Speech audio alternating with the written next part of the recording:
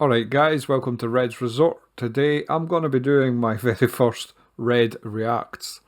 Now I don't know how this is going to go. It'll probably never see the light of day. But just in case it does, thanks for watching. I'm just going to press play. I'm going to pause it a lot. We're going to talk about stuff. You probably hear my chair squeaking and my heavy Darth Vader breathing and probably some other background noises and stuff.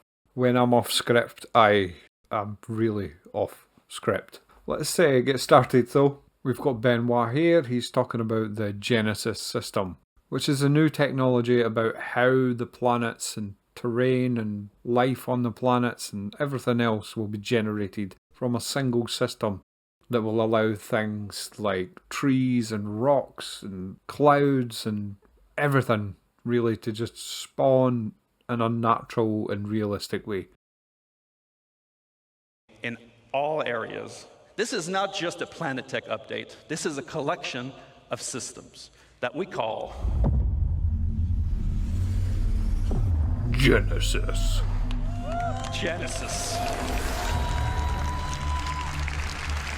Now, I mean, they really know how to brand stuff. Explain all this nice work and this nice technology. Let us kick us off. And I welcome our very own Ali Brown and Will Hine for Phase 1 of Genesis.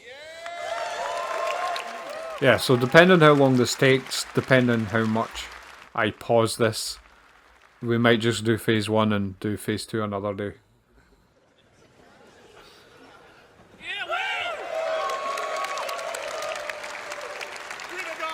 Hello, Star Citizen. Yes, hello, Citcon. Yeah. So let's start with some introductions. This guy over here is Will Hine, aka Water Guy or River Guy. And this lovely gentleman is Ali Brown, pusher of pixels extraordinaire.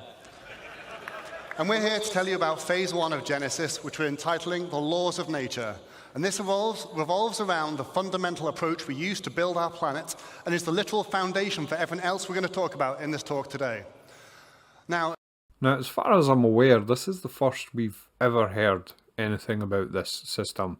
I don't know if it's just been dreamed up in the last year or what, but given the complexity of the task at hand, you know, populating entire solar systems, this is the sort of planning that we really need to be hearing from these guys at this point. Because all of us, myself included, have definitely sat and said to ourselves one day, how in the holy hell are these guys going to make all of these solar systems like within any sort of reasonable time frame? And I must say, this sounds really promising. it centers on data-driven, physically based rules that we aim to realistically emulate nature and its incredible diversity. Before we dive in a bit deeper, let's just recap on some of the things we already have on our planets.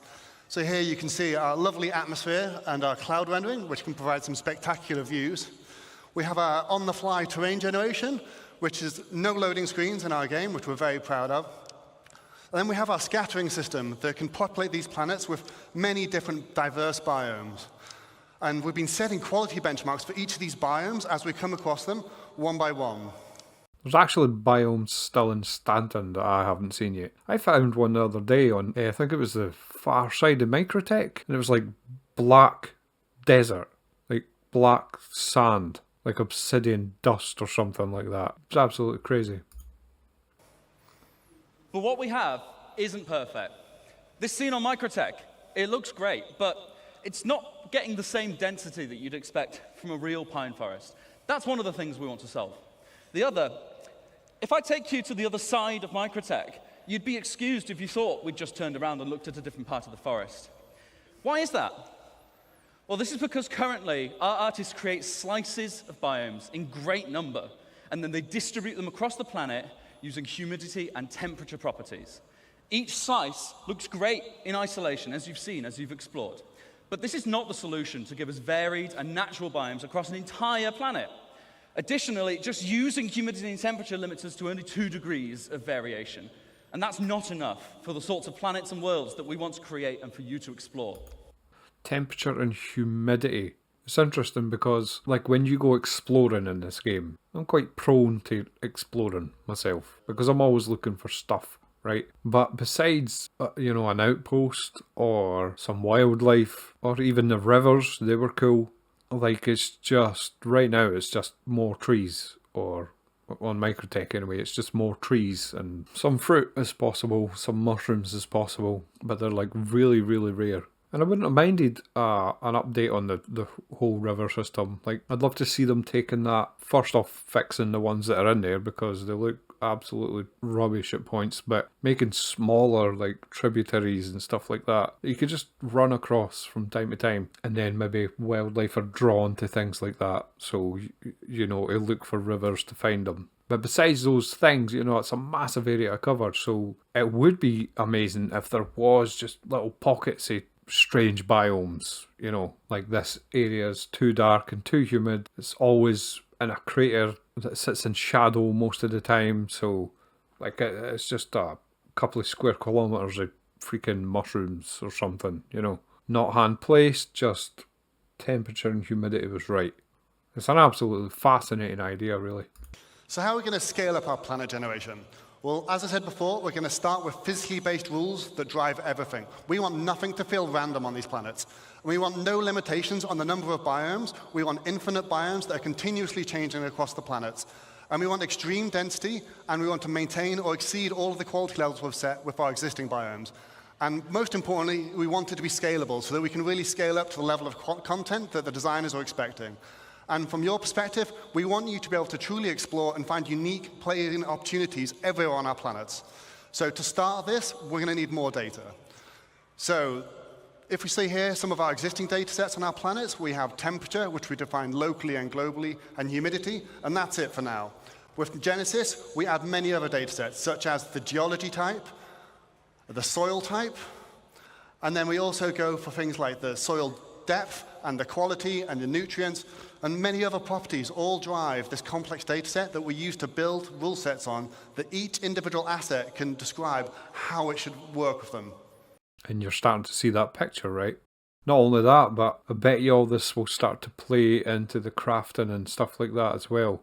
Like where you place bases and things like that, the soil type, the depth of the soil. I don't know if we're going to be able to manipulate terrain at some point, but when you start digging, what you're going to find. I'm not saying that's going to be possible, but even if it's not, like the natural resources around your base might come into play at some point for your benefit, if that makes sense. We're going to put something together and show you some demos today using some of the assets that you've already know and love in the PU. Although you might see some new stuff later, we'll save that. What you're going to see is a vertical slice of development. It's very early stages, very work in progress, you might see some bugs, but that means it's only going to get better, so be excited. The number one challenge with planets in our game is scale. In no other context do you need a planet to look great from first-person perspective when you're stood among the trees. You need it to look great when you're in a spaceship at a quantum marker miles away, and everywhere in between. There are no loading screens, you see everything. We cannot afford for it to look bad in any of those scenarios. And that's always been a thing, actually. Like, the game is obviously technically very impressive, right?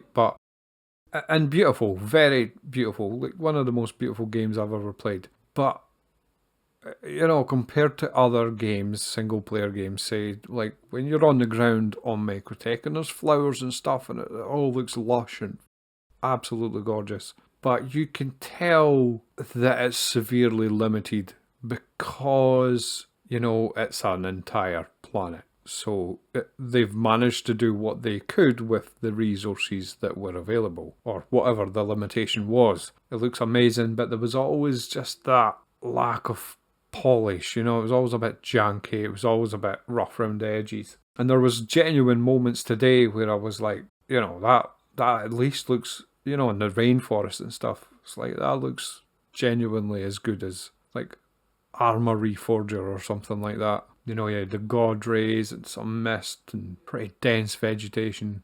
It was looking great. I'll shut up for a while. So, let's start from a ground perspective. Demo number 1, let's have a look.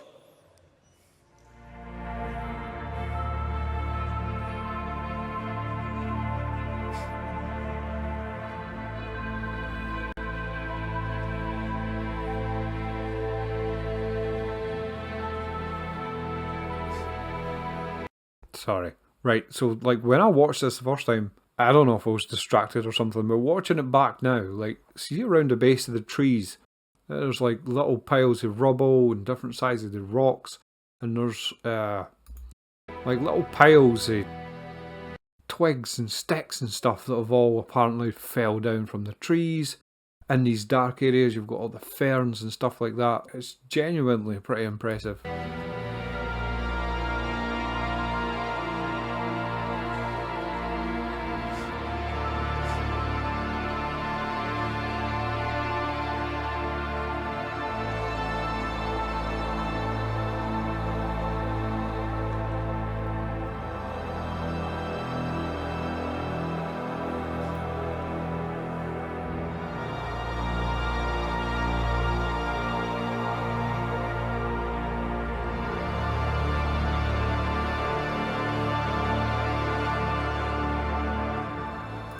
And then look at that distant fog just lying in the valleys. Looks like a river running down there as well. And 100% all these little layers of realism that they keep adding. Just, you know, by the end, this is going to be absolutely face-meltingly beautiful game. So, how do we make that? Thank you, thank you. So, let's talk about first what's underneath it all. The ground! So, in our previous terrain shader, we just switched between different ground textures depending on climate and didn't really consider the unique properties of each type. Now, the terrain shader is based around 4 layers. We always first consider bedrock at the bottom of it all. Then, where appropriate, we add layers of soil of different types. We then add debris where appropriate, whether it be pine needles, dead leaves, etc. And then when it gets cold, we add snow. Each of these layers has unique shading properties and unique transitions between them. Because we do this all in one shader, we're able to achieve that as well as being performant. We can also use things like water saturation to darken and tint the soil and other properties to make it look more realistic.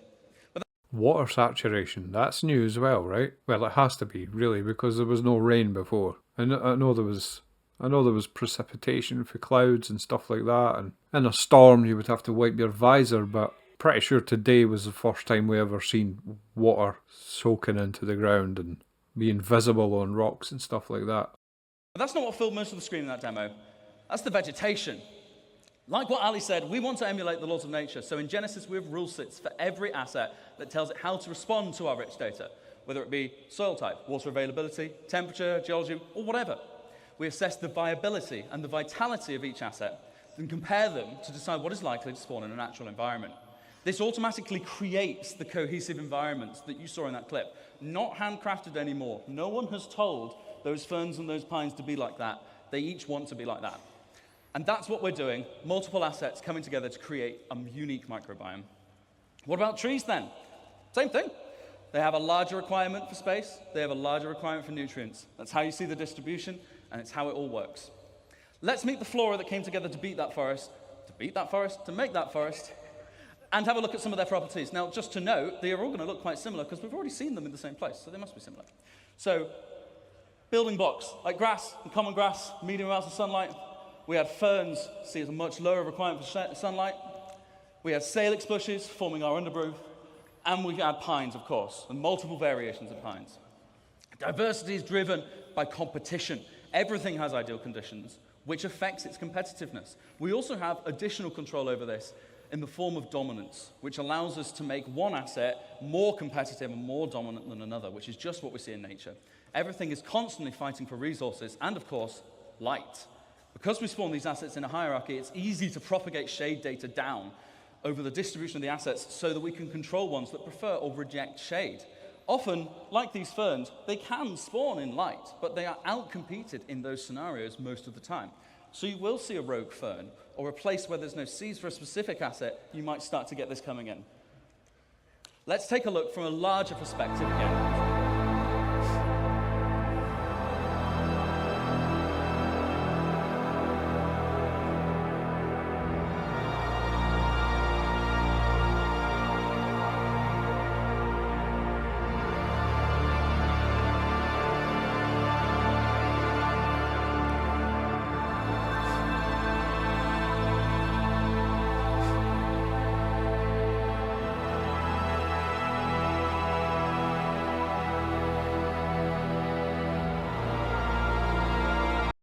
I must say, I mean, it's beautiful, don't get me wrong, but there's some shapes that just still don't look right. And when you see bare rock faces, you know how it's just like a flat area. Say there was a rock area here, a rocky area here. It would just be a flat surface with a rock texture. Do you know what I mean? Which is fine, given the scale of what we're talking about here. And it's, you know, it's definitely a nitpick. And they do have, like, you know, rock formations in the game. You know, you see them all the time. But there's a lot of these bald, flat patches on Microtech, and I don't know. They just look like they need a bit depth to them, a bit 3D-ness, instead of that just, I am rock flat texture.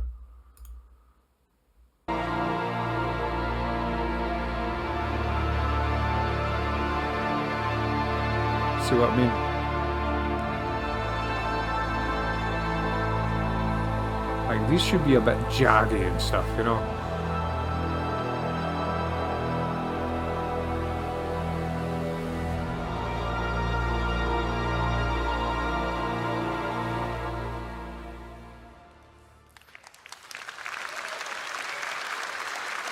Still damn incredible though, let's face it. So, to take you through some of the things we saw in that clip, let's talk about rocks first. So, anyone that's done a lot of ground driving and ground vehicles might have seen that our rocks sometimes feel a little bit randomly scattered and can be quite an obstacle sometimes. So, in this clip, you saw that the rocks are no longer randomly scattered, and they're now placed based on physically based rule sets. And this logical grouping is achieved via erosion simulations, which we run offline to build localized data maps. And they describe the size of the aggregate and rocks and the density and where they should naturally form. And that means we get things like these natural clusters of boulders at the forest edge underneath the cliffside. That's just crazy. Honestly, that's so impressive. Like, there's big mountainous rock cliff faces up here, and all the rocks have just gathered where the trees have caught them when they've fell down. Obviously, they've never fell down. You know, that's where they spawn. It's just so cool. And on that note, you might have noticed that the cliffs have been dramatically improved in how they shade. We also get to see things like the natural clumping of vegetation caused by seed dispersal. This is controlled per species, so we can get better emulation of their unique growth patterns and create a much more realistic environment. And we also calculate the slope aspect, which is the exposure to vegetation to solar radiation and other environmental factors. And this allows us different species to flourish in different conditions, as we can see on different sides of this valley. And over larger scale, we calculate the age and vitality of each tree individually to drive exactly how high they should be, but also the color of their leaves. Now, this isn't the only thing that will drive the color of the leaves. We're going to introduce the concept of seasons to the game. And this will mean our planets will evolve through the year, and we'll be able to shed leaves from trees and have the grass wither in winter. Right. So, I mean, that right there is an absolute bombshell, right? Like, that blew me away. I did not have that on the bingo card whatsoever. Seasons. Right. So many questions. How do you think they're going to do this? How do you think they're going to tackle this one? Because the planets don't move, right? They spin, but I don't think they tilt, and they definitely don't rotate around the sun. So, what is going to decide the timing of these seasons? I would doubt they would time it with real life. That would be weird. But either way, it's going to be cool to, like, come here to where it's normally green, and these, what they call deciduous trees, that's the ones that lose their leaves, right? They were all going to be bare, basically. And if you look, actually, like, obviously these are evergreen, is it? I am forgetting all my natural history. Like, that is a completely different pine from that, right? That looks like Scots pine or something like that, possibly. I've never been good at trees.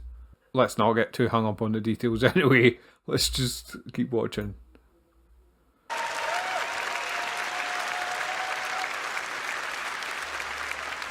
That is so fucking cool. Whoops. So as you're starting to see, all these rules, all this data, it's all coming together to create what we call truly emergent biomes.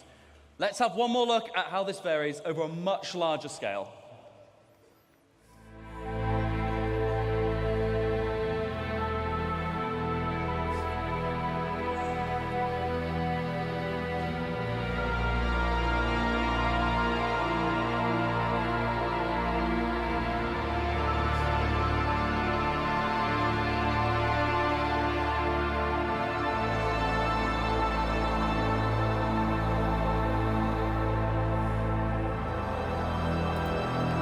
see just a little base getting plonked down right here. Some guy sitting here with his fishing rod and his Drake hover bike here for when he has to nip into the nearest outpost to sell his space potatoes or whatever. It's gonna be epic, guys.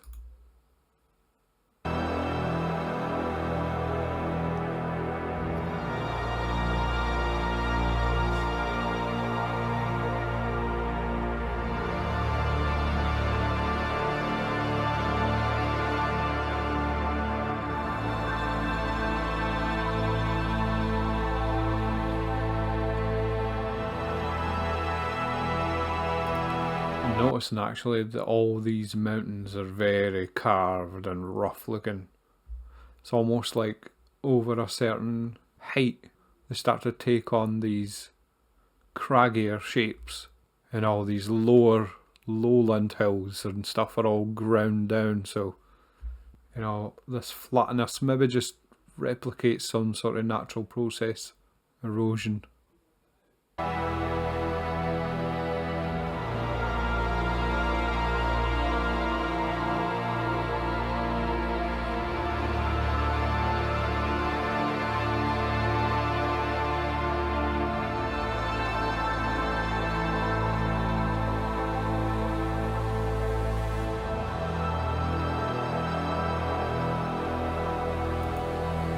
Look at that.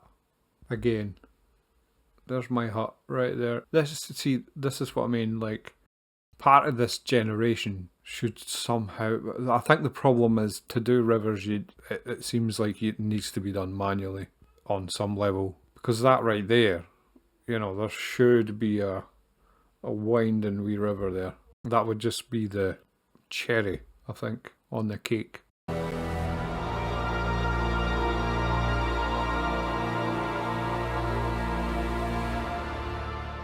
Just like in real life, oh, thank you. Just like in real life, our areas should vary, even by traveling a few kilometers. If you get in a helicopter and fly over the Alps, it all looks a bit snowy, but when you look closer, it's constantly changing. And we're now able to accurately represent that with our changing data. Another very important factor to mention is the distant look. In this screenshot, you don't see a single tree, and yet the terrain is still green. We previously did that with artist-made lookup tables that told the planet what color to be at what position. But that wasn't going to work with all our new data and our far more complex spawning. Now we have a systemic solution. The planet shader is able to intelligently evaluate what's going to spawn there using the same rule sets that cause the assets to spawn there when you get there. That means we can sample the sort of color that is going to project onto the orbital view and use it. We get a far better accuracy from the result. Together, by creating rules and authoring data that works, we create a continuously varying planet that sets the scene for the incredible exploration gameplay I know you guys are going to have. But how have we done this without compromising on performance? So yeah, with all this new data sets and these physically based spawning rules, you're probably wondering, how is this going to handle in your CPU? We don't want to melt anyone's CPU, so we've redesigned all of this tech to work much more efficiently than before, and now it can run on many cores. This allows it to be run perfectly well on both the CPU and the GPU. So and that right there is almost exciting as the tech itself. Because I don't know about you, but Microsoft, sorry, I blame Microsoft for everything. Microtech Forests always run like absolute ass for me, so that's good news. We designed our framework so that we can run it at both and swap between them freely. Now, the benefit of this is we can do things like, first off, move the terrain system to the GPU, and we've now done that to get some incredible performance improvements, but we then also cache the results in something we call a virtual terrain texture. I'll give you a quick demo of this now. This is now vastly faster than the previous system, but it also allows us to generate the terrain in much higher resolution, which means all the popping you can see on the mountains as we're approaching, all of that should be completely eliminated on the right-hand side of the screen. Absolutely mind-blowing.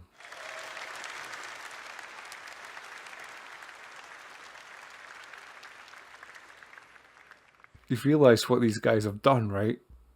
Almost completely eliminated popping on a game that has no loading screens, and you can fly from orbit down to freaking daisies in a field. Nuts. With the extra headroom we've gained by making our terrain system more efficient, we've been able to introduce some improvements, including high-resolution ground textures, proper blending between surface types, and of course, better tiling. If you're familiar with any of our planets, we've taken off all the assets so you can see the issue. These guys are geniuses. And now how it looks, you don't see those lines going at all. Absolutely staggering.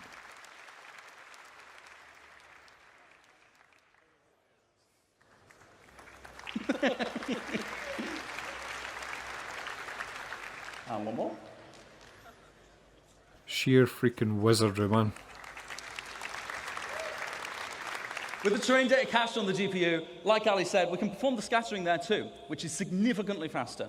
All those algorithms that we've used to generate those first bits can run there without being more expensive on your CPU. And it also means the results are directly there on the GPU. We can render straight from them.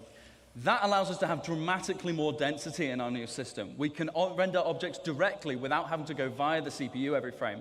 We also cull at different levels of granularity, with bigger groups in the distance and individual assets up close. Just as a demonstration, this is the sort of density you can expect on Microtech today. And in a second, we'll flip over see all to those what you can trees expect popping in there. on the new upcoming tech.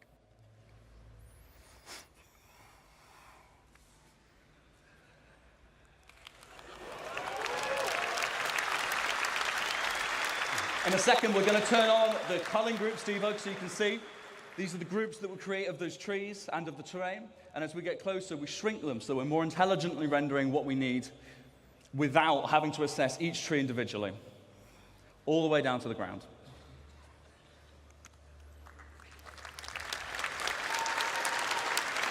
Staggering stuff. I'm not sure how I feel about more trees though, to be honest. I mean, it looks cool and stuff, but driving through it's an absolute bloody nightmare. You know, it just means there's less places to park your ship. I don't know, something about endless trees just freaks me out a bit for some reason. Looks awesome though. That's the main thing. It looks awesome.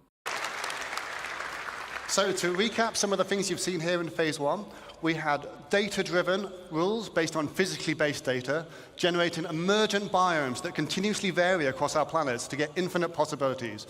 And we've achieved this with much greater density than before and much faster rendering. And we also achieved seamless transitions from ground to space with zero popping. So now that we've got all this tech, it's time to talk about how art might make use of this. So for that, I'll hand you to the next phase towards Sebastian Schroeder. So, in conclusion then, we've got a new system that will determine how everything is placed in the world, and it seems like a very solid plan. It seems like a great idea. It's definitely boosting efficiency, it's definitely boosting performance, it's definitely making things more filled out and more dense and looking better, and overall just giving us more variety.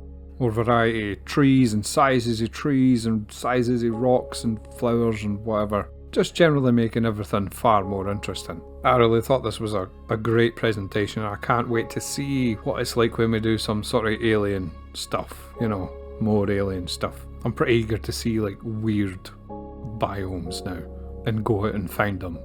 So yeah, it gave me a lot of hope. That was Genesis Phase 1.